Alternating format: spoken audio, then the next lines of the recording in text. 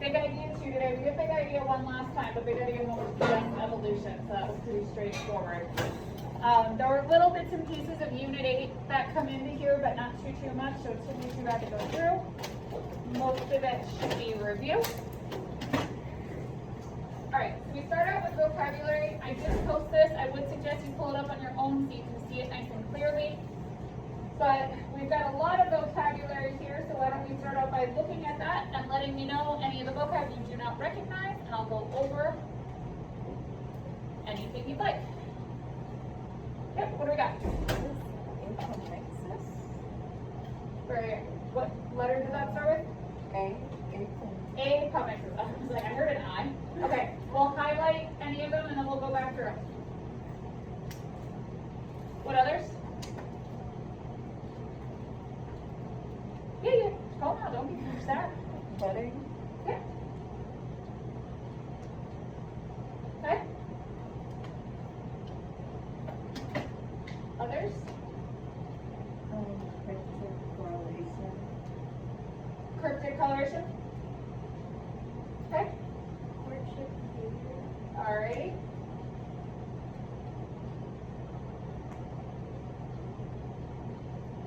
I like that first column a lot. I'll give you a minute to keep looking through. I just want to label them all and then we'll go through them all. I think that's faster.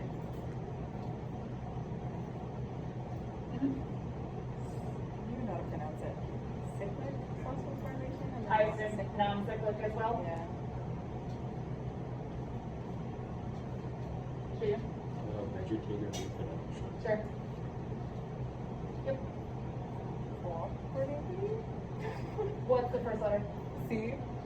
It's Cooperative. not Yes, okay, got it. I don't even know how to pronounce it. Oh my goodness. You're fine. No worries. Others? Krebs cycle. Oh, that's kind of accident nonsense. Okay. Osmo. Yeah. And osmoregulator? Yeah.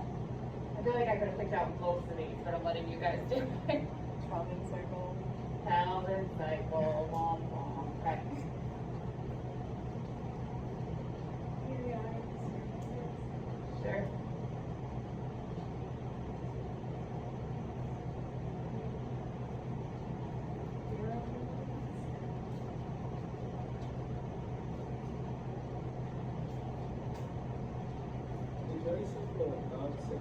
I did.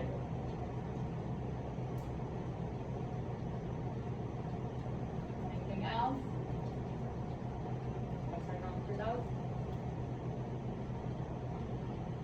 Can you do them primary and secondary succession? Binary succession? What is that? Primary. That makes more sense. I was like, I don't know what binary succession is.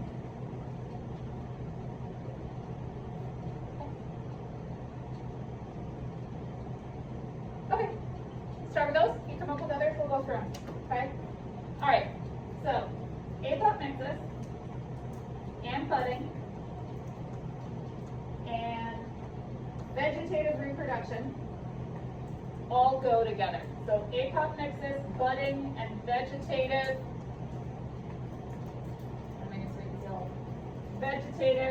reproduction are all forms of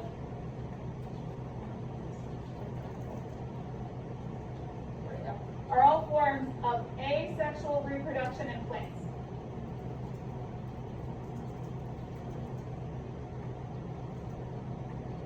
So no, I've never said those words to you before. I would not worry about memorizing them now. They could be given to you in context, in like a free response or something like that. In the free response, they might describe budding or describe vegetative reproduction and then ask like why that leads to a less fit population, or you know, why does asexual reproduction, what do they not do that sexual does, various things like that. But that's where that would pop up in questions.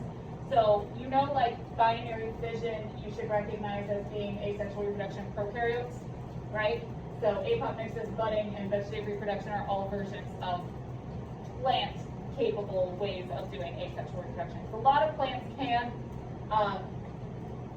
Budding and vegetative reproduction are like, have you ever known somebody to take just like a clipping of a houseplant and grow a whole new houseplant off of it? That's like what it's talking about. That's not sexual reproduction, that's cloning, and yeah, you can get a whole other plant out of it, but you're not getting any of that diversity, okay? Going through some of these others. So, courtship behavior, we've covered. That's a behavioral trait. So like the little bird doing like the tap dance and building the hut, those are courtship behaviors. Courtship is something that species do that do have selective mating, that do non-random mating. A lot of them will have courtship behaviors. This is usually in like female choice species, and it's usually the male that does some sort of dance or song or something, and then the girl chooses which one they like best. So that's part of evolution. Okay. Cryptic coloration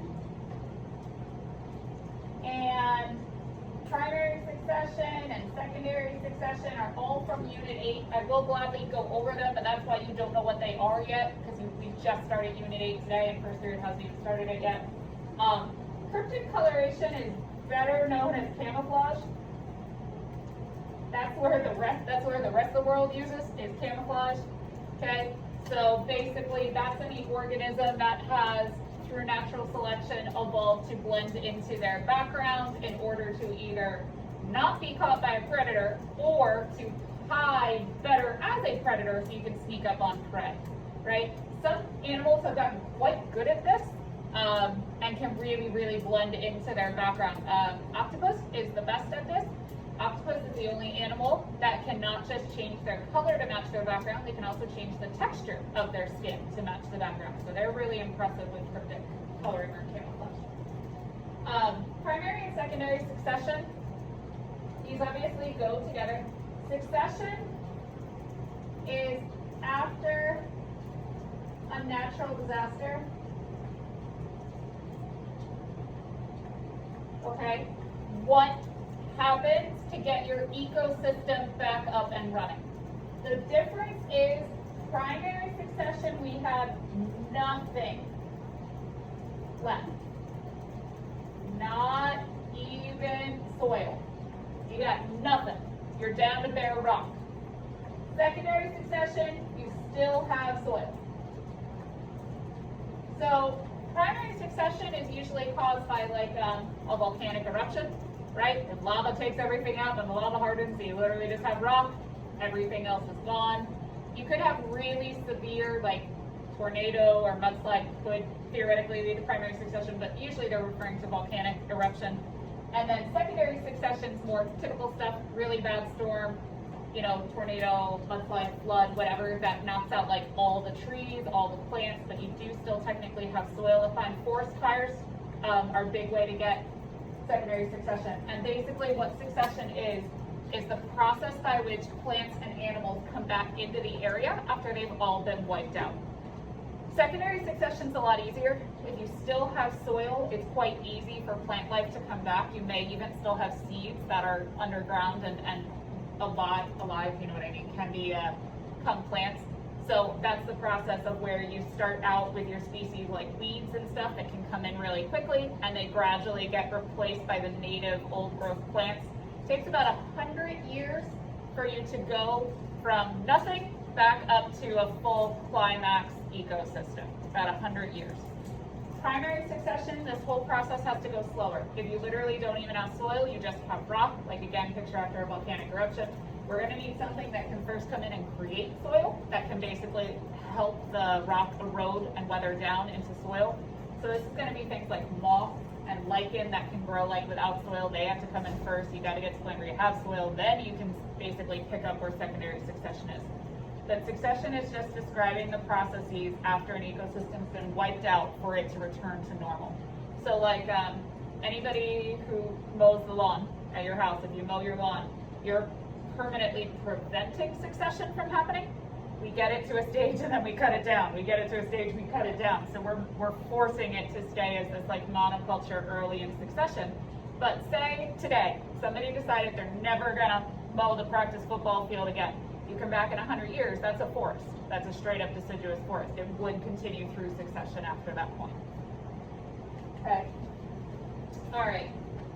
Let's look at osmoconformer and osmoregulator. These are for example only. So one of these words was just on your test, and I said you didn't actually need to know it, right? But there's a lot of words that if we're in here, I'll go ahead and talk about them, and they're great that if you do see them, it's nice you know them. But like, they're examples only. They're not stuff you have to memorize. You never have to like write an essay on them, okay? What's osmo make you think? Water. Water, right? So osmo's water. And so you're either an osmoconformer or you're an osmoregulator. Basically what this means is your cells, you know your cells have to be at a certain pH, and they have to be at a certain temperature, and they have to be, right? Well, they also have to be at a certain ion concentration so that they're isotonic with their surroundings. Otherwise, right, your cells could shrink or your cells could swell and burst. Osmoregulators are organisms that keep a constant internal, like, water balance despite the environment.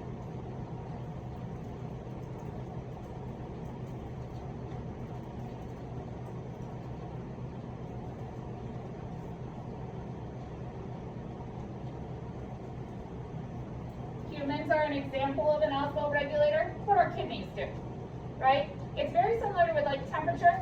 Regardless of what the temperature is inside, outside, if you took your temperature, you should be always right around 98.6 Fahrenheit. Regardless of what's going on in terms of what you're eating or drinking, your molarity of your blood should always be relatively stable, and that's your kidneys. That's versus an osmoconformer, where they just don't. Their molarity, the water content of their blood or the solution surrounding their cells, depending on what kind of organism there is, just matches whatever their environment is. So these are all going to be aquatic. First of all, this does not work if you live on land.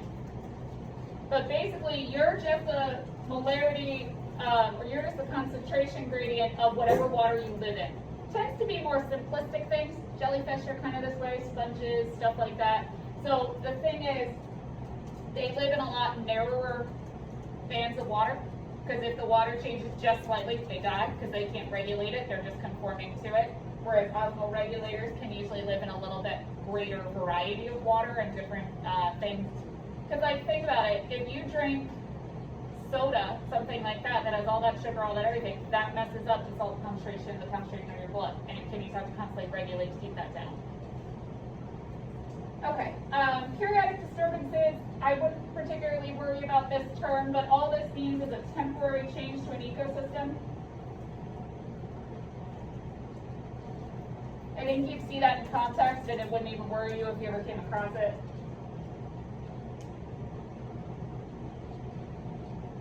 Okay, so it's a temporary change to like a drought would be a great example of a periodic disturbance. It's not something like today would not count. Like today's weather is not a periodic disturbance. That's not enough. But like a seasonal drought would be an example, something like that. Okay. Pheromones. These are an example of a signal molecule. So think back to signal transduction pathways. You know, you have to have a signal that meets with the receptor protein on the outside of a cell, right? Pheromones are an example of a signal molecule that is airborne. Okay? Despite what TV and various perfume ads try and sell you, humans do not have airborne pheromones. We just don't. Okay, that's not something we have, but there are species that do. Great example would be ants.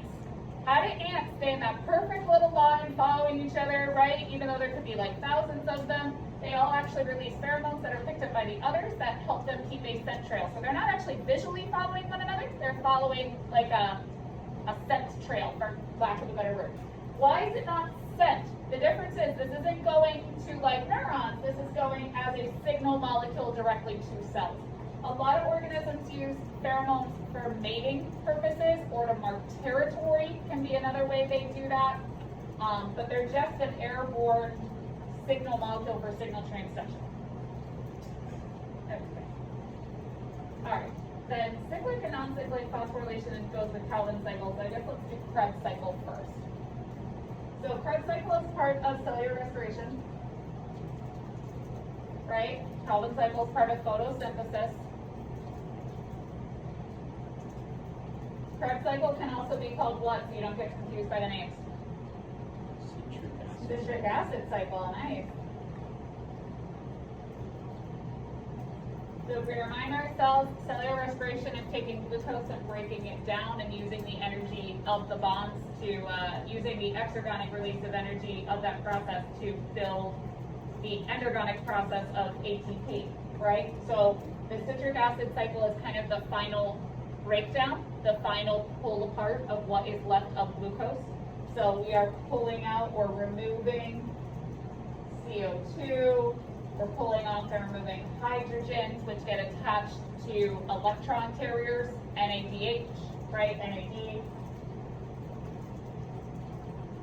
Okay, and we're generating some substrate level phosphorylation for making ATP.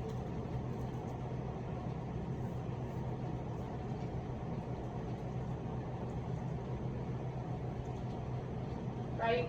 And then basically when the citric acid cycle or the Krebs cycle is over, there is nothing remaining of the original glucose molecule. We've pulled all the carbons and oxygens off as carbon dioxide. We pulled all the hydrogens off and electrons off and attached them to electron transport carriers that will go to the electron transport chain. And then that's it. There's literally nothing left of glucose at that point.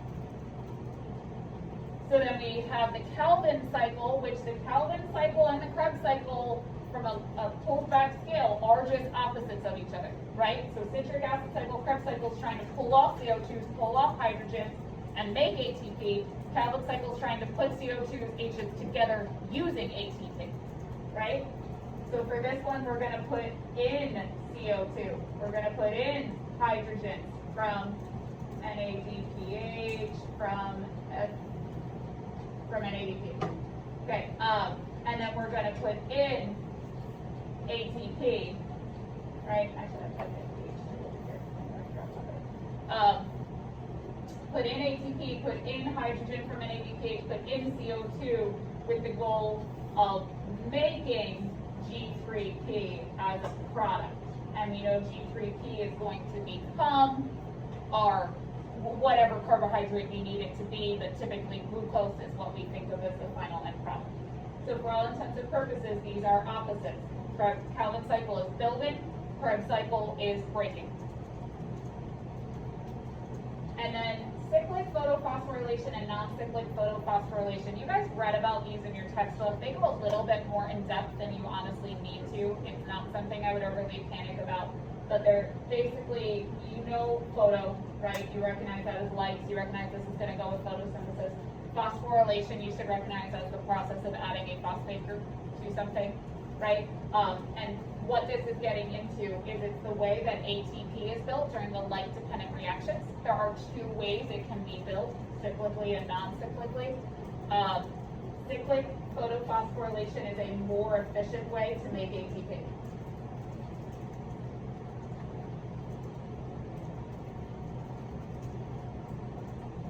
During the light-dependent part of photosynthesis.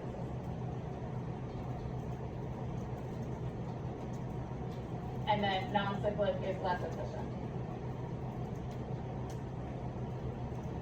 For the level of this class being an introductory, that's enough. You don't need to know beyond that. All right. Okay, ready to keep digging through this packet?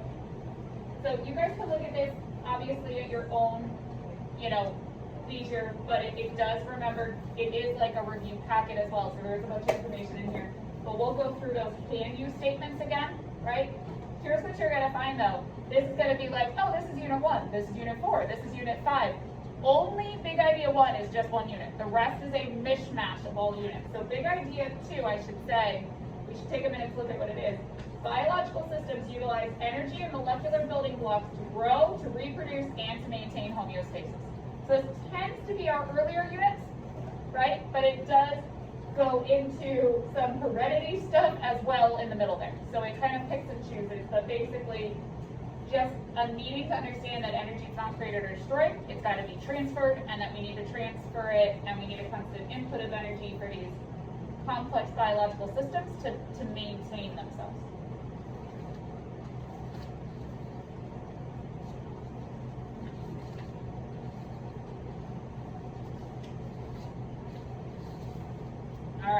another set of candy. Let me make sure there's none of these we need to get rid of. We'll just go through them one by one. Can you describe the way that energy moves through and is transformed in a biological system? That is a big, complex question, okay? But at that level, they basically want you to understand that the majority of available energy from life does originate in the sun, and that it is converted into useful chemical bond energy through the process of photosynthesis. And then that energy can be turned into cellular energy of ATP through the process of cellular respiration. As I pointed out to you guys, you don't need to know the details, but be aware that not 100% of our energy comes from the sun. There are some non-photosynthetic organisms that can do things like chemotropes, chemoautotropes, okay? The other thing that you want to think about when you're thinking of this is just remember energy coupling, being aware that anytime we need to do an endergonic reaction or an energy requiring reaction, we're going to have an exergonic reaction paired with it to provide that energy. So if you go all the way back, where does the original energy come from for the very first endergonic reaction? That's the sun. That's our primary energy source for that, and our original energy requiring reaction is the light-dependent stage of photosynthesis, okay? Explain how the amount of entropy in the universe increases. So remember, entropy is our disorder, measure of disorder in the universe, and basically we are always heading towards disorder. Disorder is natural, order requires work, order requires energy. Think about what happens when an organism dies, right? Within only a couple of days, couple of weeks, we have decay, we have it breaking down because it required constant energy input. Even just think of it on a small scale. Do you have to put effort into getting your room to be super dirty? Do you have to put in effort to make your room clean? Right? The disorder happens naturally. Order requires an energy input. So entropy is always increasing in a system. All right. Are you good with the difference between catabolic and anabolic reactions? If no, speak up. Good? You can say no. No. No. All right. Now's the time to be honest. Okay. Catabolic is break. Anabolic is build. Okay? The way I always remember this personally, cats are butt heads, cats like to break things. Catabolic break. Does anybody own a cat? My cat would sit on this desk right now, and she'd take every single item on it, and she'd go tick, tick, tick, tick, tick, until it was on the floor. That's just what she does. I think all cats do that. Catabolic, cats break things. Anabolic is build. All right, this one's huge. So we can do the overview, but explain the processes of anaerobic respiration, aerobic respiration, and photosynthesis. They mean on a large scale from this.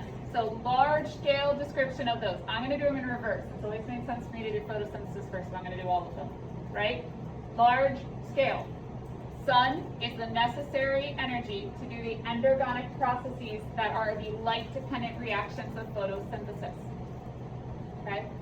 The basics of the light, so the basic formula, right, for photosynthesis is carbon dioxide plus water yields glucose plus oxygen, right? So in the light-dependent reactions, we are going to use water and NADP plus and the energy from the sun to make ATP and NADPH. Those are endergonic processes. Then we take the ATP and the NADPH and the carbon dioxide during the Calvin cycle to do the endergonic reaction. ATP is our energy source this time, of producing G3P using the CO2 and the hydrogens from the NADPH. This gives us a final end product, right, of glucose and a waste product of oxygen that's left over from the water being broken down. So, making the ATP, making the NADPH was endergonic. We use the sun as the energy. Making the G3P is endergonic. We use ATP becoming ADP, the exergonic reaction, to power that. Always energy coupling. We now have a lot of stored potential energy in the glucose molecules. So when we do cellular respiration, we have 4 basic steps.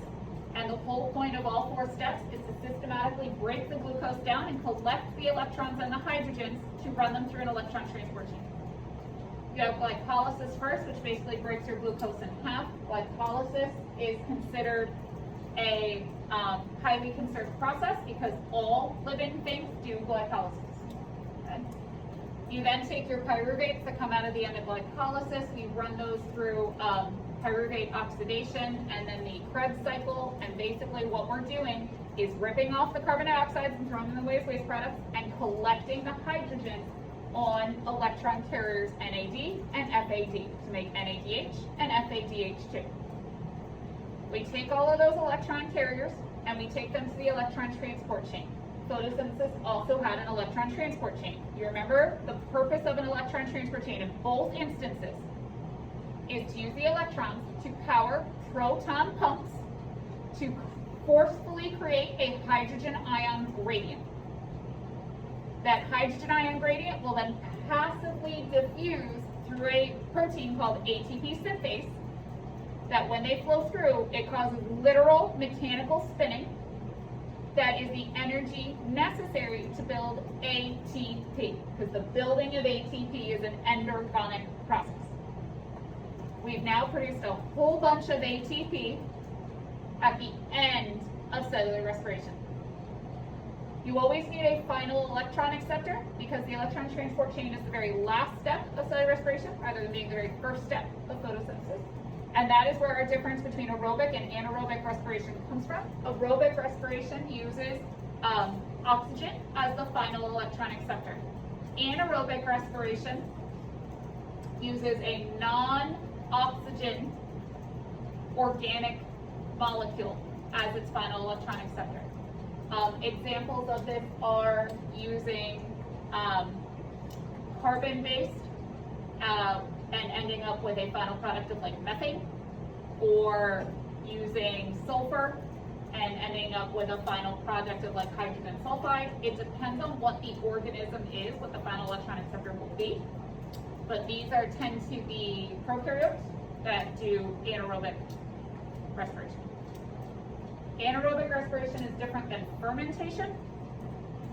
Fermentation is when you have an organism that typically does aerobic respiration, but during that time period does not have oxygen available to them. So they only do glycolysis, only, and they make a waste product that they do not typically make. Common examples, humans can do lactic acid fermentation in their muscles when they don't have enough oxygen available during exertion, and they end up making lactic acid.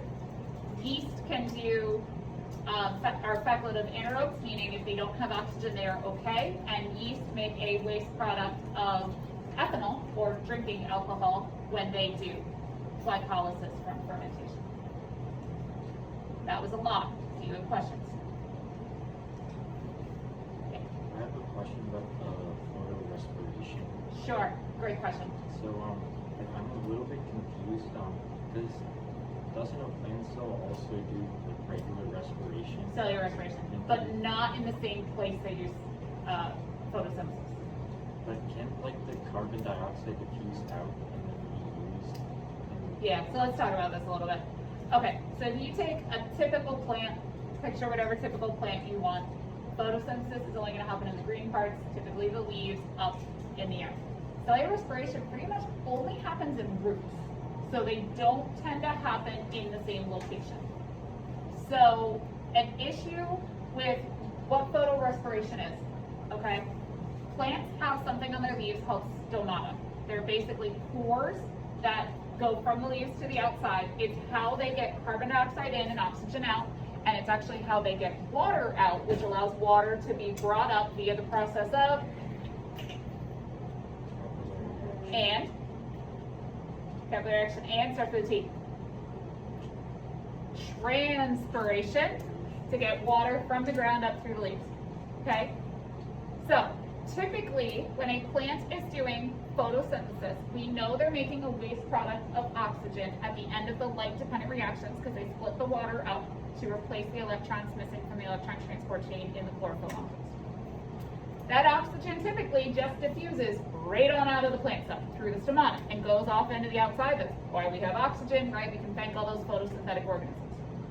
If the plant is in a scenario where the weather or climate forces them to close the stomata during the day to prevent dehydration, the oxygen will build up inside the spongy areas of the leaf. Then where we run into a problem is during the Calvin cycle, there is an enzyme called rubisco, whose job it is to attach carbon dioxide to ribulose biphosphate, RUBP. However, the active site of rubisco prefers oxygen over carbon dioxide. So if the stomata are closed, it'll attach oxygen to RUBP instead of carbon dioxide. This is called photorespiration. It is bad. It stops the Calvin cycle. They can't finish it. So you never make G3P. Now, a typical plant living right around here maybe only does 1 to maybe even 5% photorespiration. It's not enough to kill the plant. But if the plant lives in an area where it's not a weather issue, but it's a climate issue, like the desert, it would not be able to survive. So there's been 2 different types of plants. Plant lineages have evolved to allow plants to live in areas that they typically couldn't because of photorespiration. And that would be CAM plants and C4 plants. Those are just examples. You do not have to memorize them. But basically, one evolved to split the light-dependent and the light-independent reactions during day and night. They do the one, then they stop, open the stomates at night, and then finish. And the other actually has different leaf anatomy, and they've built basically walls to keep the oxygen away from where rubisco is. The whole issue with yours is, yes, they do cellular respiration, but because they don't do it in the same place, they're not using the oxygen up in the same area. And they don't have a way to transport it within the plant. Keep going. We talked about electron acceptors. We talked about anaerobic and aerobic and fermentation. So chemiosmosis is technically the process that makes ATP. Chemie is chemical. You know, osmosis is diffusion of water. So basically chemiosmosis is diffusion of chemicals. The chemical they're referring to is hydrogen ions. So during photosynthesis and during cellular respiration, when the electron transport chain helps set up a concentration gradient of hydrogens, that's technically called chemiosmosis when it flows back through the ATP synthase. Explain how structural features of cells allow organisms to capture? No, but if we go back and look at the mitochondria and we go back and look at the chloroplast, the mitochondria has the cristae, that folded up inner membrane, and then the chloroplast has those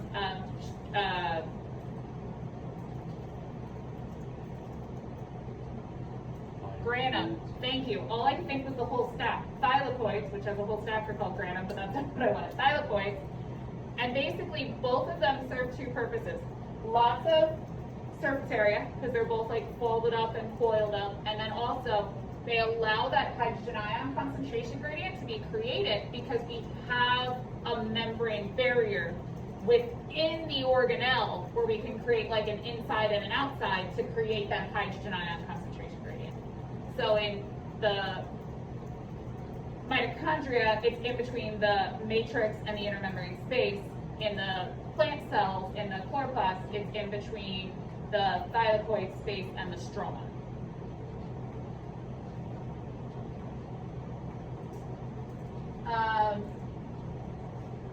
This one here, this is just, so it says discuss different metabolic and reproductive strategies plants and animals use to maximize free energy. They would always give you background. I'm not saying the word exothermic and endothermic or stuff could not pop up on a test, but they'd always give you background. But just to give you an idea, like, there's always a trade-off. Like, we are endotherms. That basically means that just like with osmoregulation, we maintain internal body temperature regardless of what's happening outside, okay? Yes, this is very energy consuming, right? If it's cold out, you've got to shiver, you've got to do all this stuff to maintain body temperature. If it's hot out, you've got to sweat, you've got to do all this stuff to maintain body temperature. So the negative is the energy consumption. The positive is we have a constant internal environment, which allows us to maintain better control and do more internal reactions. Versus an exotherm, right? Their positive is they put almost no energy into maintaining temperature because theirs is like move into the sun when they're cold, move into the shade when they're hot. So almost no energy. The negative is their internal body temperature fluctuates a lot more, so they have a lot more difficulty in terms of like denaturing and running reactions and stuff like that. So on a test, they could give you like a background reading where you read about one endotherm and one exotherm and then like ask you to think through some of these details in terms of energy, right? They don't require you to just know those terms, but they could pop up in background. Okay. Identify and describe the structure and function of specific ways animals maximize surface area to volume ratios. Can you think of some examples of how cells maximize surface area to volume ratio, or an animal themselves? Huh? They get longer. Like long and skinny for cells? Yep. Cilia. Cilia, or you want microvilli. Cilia are technically just for movement, not for surface area to volume ratio. Microvilli are the one that's for surface area. Great to denote that right now. Like a whole animal, since your unit 8 is going to be all about elephants, why are elephant ears so large? Any idea? Well, they do use it for that as well. It's actually to help maintain body temperature. Their ears are really large and really thin, which makes them a great way to do heat exchange with the environment. So sometimes surface area can be across the whole animal, sometimes it can be like that. They could ask you a question like I did on a test, like to describe a cell, a single-celled organism that would be able to have a large surface area to volume ratio. Remember, you're looking for something that looks like this. Bathroom, please come to the front hallway. Bathroom, come to the front hallway, please. Thank you. You're looking for, something like that, or something like long and spindly, right? Like, just remember your shapes. Don't give a sphere, don't give a cube. Those don't make very good surface area to volume ratios, right? Properties of water affect living systems. I know it seems like some of these topics, right, come out of like left field, we're putting them all together. But basically, because of the polarity of water, right? Polarity is what ties it all together. Polarity is what causes cohesion and adhesion, which is what causes surface tension and what causes capillary action and what allows it to be the universal solvent, and the ways that all of those things tie into life. Questions from here?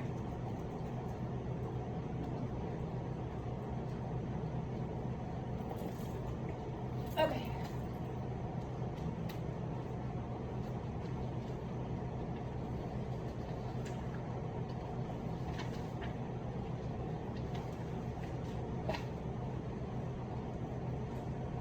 Plasma membrane time. Who remembers all that? Can you describe the structure of a plasma membrane? Lipid bilayer. It's a lipid bilayer. What else is in there?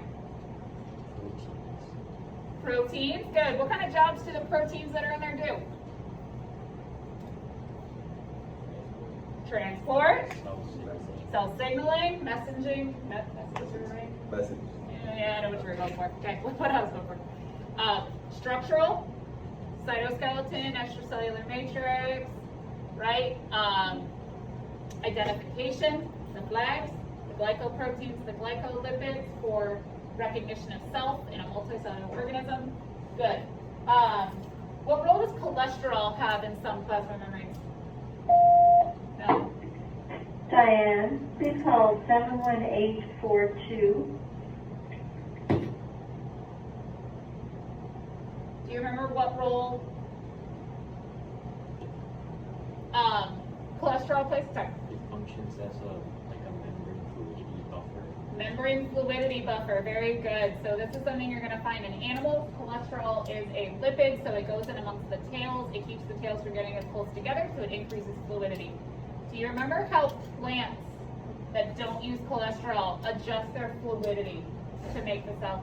They synthesize saturated lipids or unsaturated lipids. based Good. on, On the environmental need. conditions. Yep. So saturated versus unsaturated phospholipids. So a saturated phospholipid has nice straight tails, right? An unsaturated phospholipid has kinked tails, and the kinked ones won't be able to get as close together. So depending on how hot or cold it is, because remember plants can't control internal temperature either, they will produce. What organelle produces phospholipids? Smooth endoplasmic reticulum, very good. Would pump out. You guys gotta up your game back there. That's all that's pointing out right now. I see you giggling at each other. Okay. Smooth ER would pump out either unsaturated or saturated phospholipids as necessary to maintain fluidity. Fluidity is so important because of diffusion.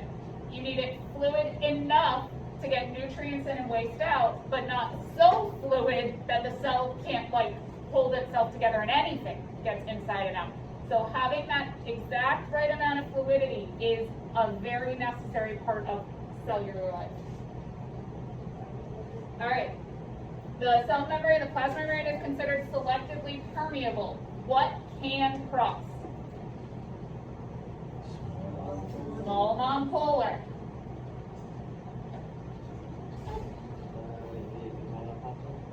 There are more than one of us in here, right? Yeah. Small and nonpolar. Everything else is going to need transport proteins of some kind or bulk transport, endocytosis, exocytosis. So now cellular energy or energy from concentration gradients drive molecular movement across plasma membranes. That is just understanding that diffusion and osmosis, if it is passive, is always going to go from what to what? High concentration to low concentration. Until equilibrium. When equilibrium is reached, does movement of molecules stop? They're just going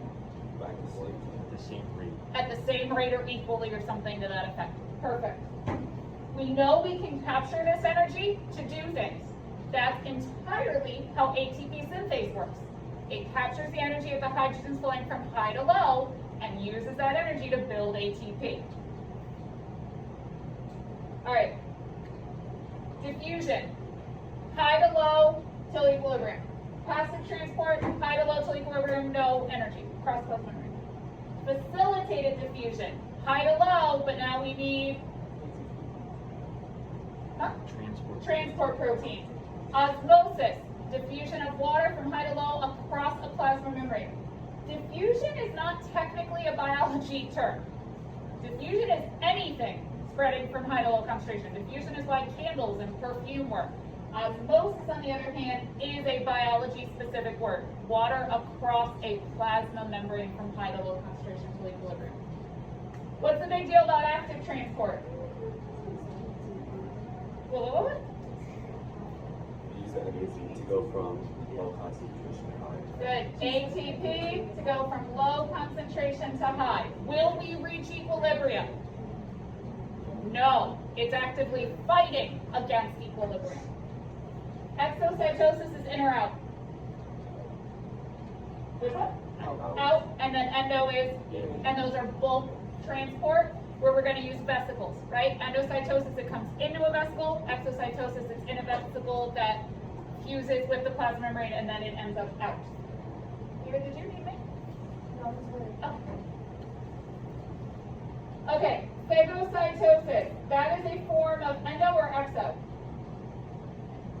Endo, and phago specifically means it's being used as food. Yep. Kino, in or out? Endo, and kino is specifically cellular. Water. Drink. They say drinking. It means they're bringing in a liquid. And then receptor-mediated endocytosis is just regular endocytosis kind of mixed with cell signaling. So you have to have a specific signal molecule attached to a receptor before the endocytosis begins, basically. Okay, so it's just more like a locked door version of endocytosis because it requires a specific key or a specific protein hormone. Okay, endomembrane system. You guys remember what that is? Like ER, Golgi apparatus. vesicles. Yep. The endothelin membrane system is the smooth and rough ER, the Golgi body, and the vesicles. So the function of this is going to be to produce proteins and lipids for excretion, to exit the cell, things this, not the cell itself is using, but the organism is using, okay, or the environment is using. So rough ER for proteins, smooth ER for lipids. They then travel into the Golgi body where they are modified and packaged and help to fold up, things like that. They are then put into a vesicle, which gets moved via the cytoskeleton to the cell membrane, where it fuses and or does exocytosis to release the vesicles out. Technically, every time you do exocytosis, what happens to the size of the cell? Exo. Technically becomes a little bit bigger. Usually not a big deal because every time you do endo, it gets a tiny bit smaller. So it's not usually a big deal for the cell. So how would that work? If something's leaving the cell, how would it get bigger? Because the vesicle itself, right, walks up, hits the cell membrane and fuses with it, and now me as a vesicle, I'm now part of the cell membrane. And then coming in, I'm the cell membrane, something hits me in the stomach and I like cave in and I back out and become a vesicle, and it actually gets a little bit smaller. Okay. Make fun of me. Okay. Cellular differences between prokaryotes and eukaryotes. Give me, Introns, for who? eukaryotes. We have introns and exons, yep. You don't really need my help. All right, what else you got? Nucleoid resist nucleus. Nucleoid.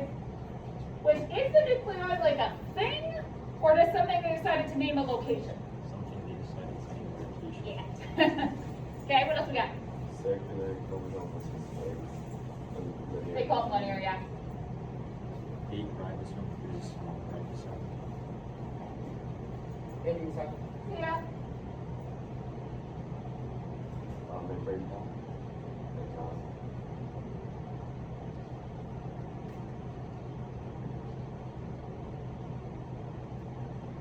Smaller, bigger. So you guys got most of them, right? That's the basics of it. Good. All right. Let's look at this list of organelles. I'll read them off. If there's any you really don't know when I get to the end, tell me to go back. Nucleus, rough ER, smooth ER, Golgi, lysosome, vacuole, vesicle, mitochondria, chloroplast, ribosome, flagella, centriole, cilia. Any of those? Cilia, good. Cilia is lots of little tails that work together for movement. Now, there's two ways we can do movement. I wrote it that way on purpose. Option one is this could be a single-celled, like protist, and it could be to move the whole cell, to basically make them swim. Think it's like crew. They all have to work on one side together, the other side together to go straight or to turn, right? They all have to work together. But you can also do it for movement that's not movement of the cell. You have cilia on the cells of your bronchi. Those are the tubes running down into your lungs. And they don't move the cell. They actually all just move to be like up towards your mouth. And that's why, have you ever sent something down the wrong pipe? You know that you instantly have that feeling you start coughing? It's because it's like pinballs. They're designed for when stuff hits it, they fling it back up so you will cough it up instead of letting it down in your lungs. Still movement, but it's not moving like the cell itself. It's moving anything you accidentally send down towards your lungs. Any others on here? Sure. Centrioles make the spindle during mitosis and meiosis. So centrioles are what produce the spindle during mitosis and meiosis.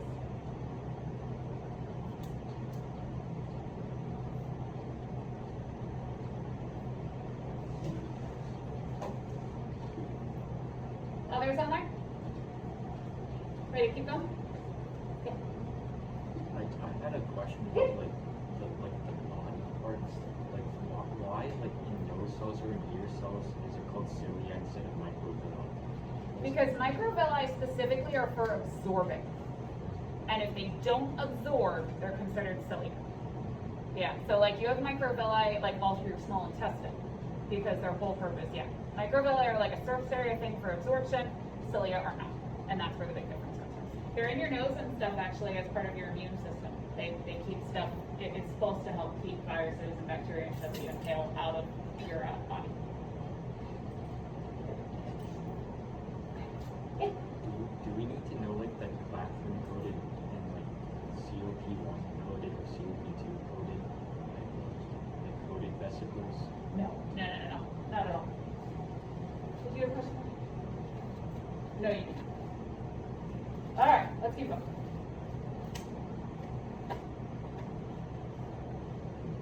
Okay.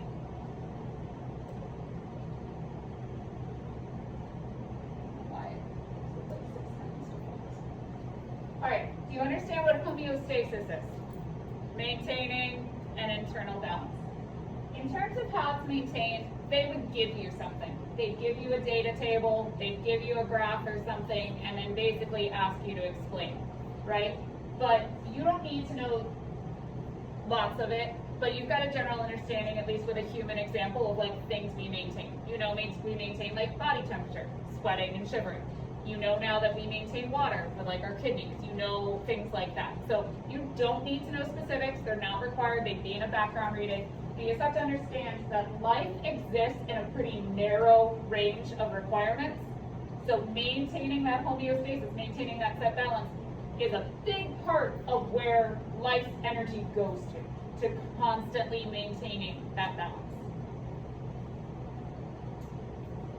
Do you understand positive versus negative feedback loops or systems? Feel good about those? Yes? Can you identify at least one positive and negative feedback system in a specific organism? That again would be if they give you a reading and they explain them to you, can you pick out which one's positive, which one's negative? They're not saying off the top of your head, can you create stuff like that? Okay. You do not need to know this. There's one or two things left on here from the old version of the test. You do not need to know what photoperiodism is. Don't worry, that's when plants held a little bit more of a weight in the test. So, you also, they got the last iteration of the test that they changed. They got rid of the last little bit of plant and animal anatomy we were still doing, and both of those are related to that. This one is a specific example. Discuss how fungi use meiosis in a unique way. Nope, they could give you a reading where they explain to you how fungi uses meiosis in a unique way, and then you'd have to compare it to the way meiosis is typically done. Right? It's that they do meiosis, but then they can fertilize themselves. So it's kind of pointless. Like, they produce sperm and egg, but then they can fertilize themselves. So, like, that's why it's an odd process. But they would give you a reading where they, like, explain that to you, and then you'd explain how that's not very effective because it still ends up being asexual reproduction. Okay. You do not need to know specifically about circadian rhythms. They used to make you memorize all this stuff, and now instead they sometimes put it into background readings and they ask you to interpret, but they no longer ask you to walk in with a whole bunch of this stuff memorized. So that's kind of nice. On that section. That was the same thing. Huh? That was the same thing. Psychology team. Oh, really? You guys all destroy your circadian rhythms by staying up too late and playing on your phones at night. I can be using that word. So do I. It's fine. We all do it. All right. A lot of this whole section is ecology. I think we should have saved until you're further into it. It seems kind of silly to go through it when you haven't even really started ecology. So we'll take this to work on later. Okay, because again, I went through some of them, but there's no point in going through all of this when you guys really haven't explored ecology at all. So we'll do this like the Thursday after break or something. Yeah. Is this like an overlapping unit with apes, or is it like different? Oh yeah, it's complete overlap. Okay, that's cool. If you took apes, this last unit is review. There's nothing new. Okay. Nothing new. Okay. So this is another homeostasis question. We're on page 55 now. I know I just skipped a whole bunch.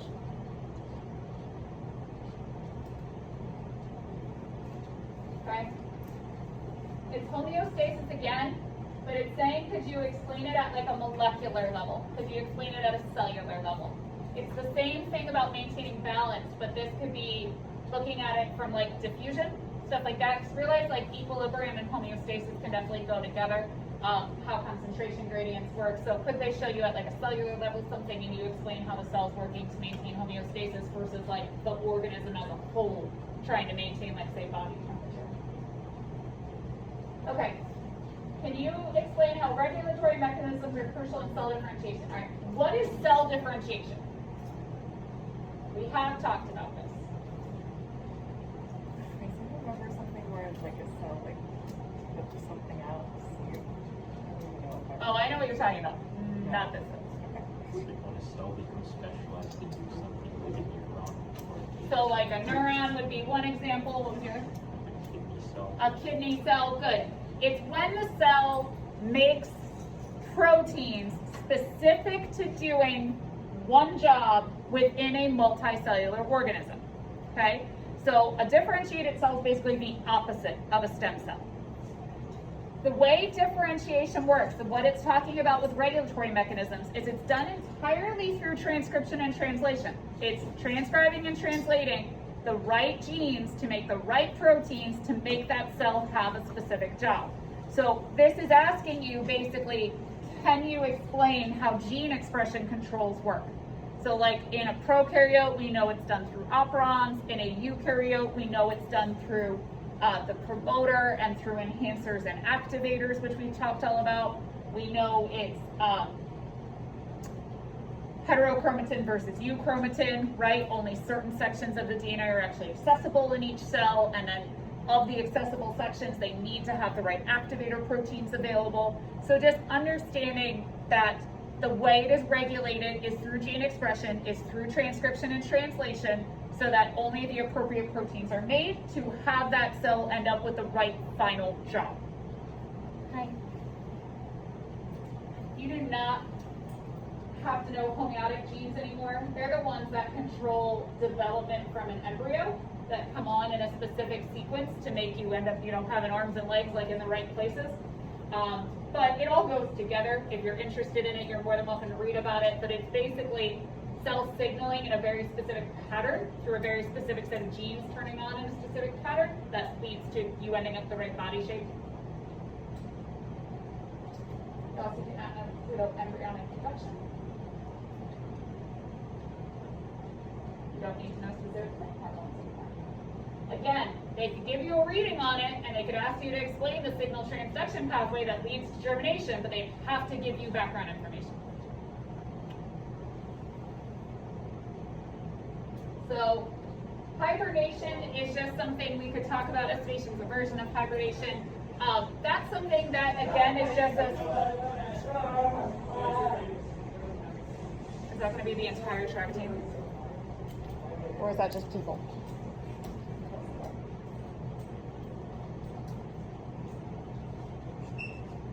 Yep, we're going to hear that on Lumen. We're going to hear that. So, like again, this whole unit's asking, this whole big idea is asking, how is energy used by living things, right? And we know how it gets in there, but energy costs are high, so how do some organisms conserve energy and things like that? And hibernation is just an example of how some organisms deal with significant lack of food during certain seasons, right? But all of this would be examples. So as long as you understand the basics of how energy gets into an organism, how it's transferred from organism to organism, the cellular respiration, the photosynthesis, the energy coupling, you understand the need to maintain homeostasis, you understand the basics of cell signaling and stuff like that, cell differentiation, then you're going to be able to tackle any question where they give you an example and say, like, how does this, relate? Ask you questions about it.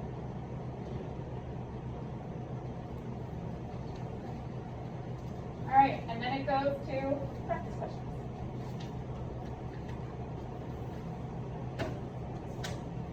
questions for me?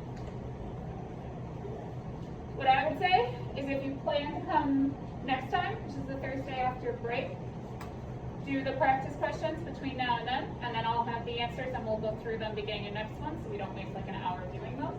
And then we'll jump into big idea 3, which is almost exclusively genetics. It's like units 4, 5, and 6 are big idea 3, so we'll review that then.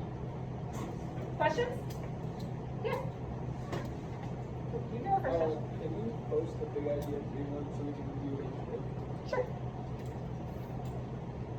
I'll do it before they do. I'll post 3 and 4. I'll just put them both up. Anything else? Is 4 the last one? Yep. Okay, and also, what units like make up most of the AP sciences? I can give you the actual breakdown. I don't want to quote wrong.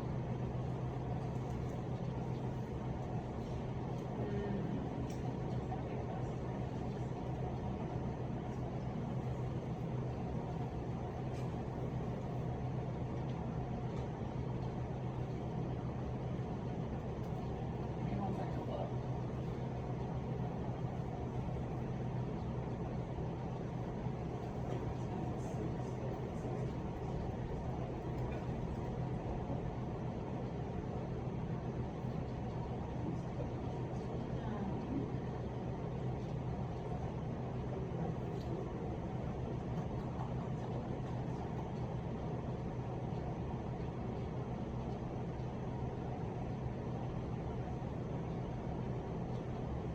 Okay, Unit 1, 8 to 11%.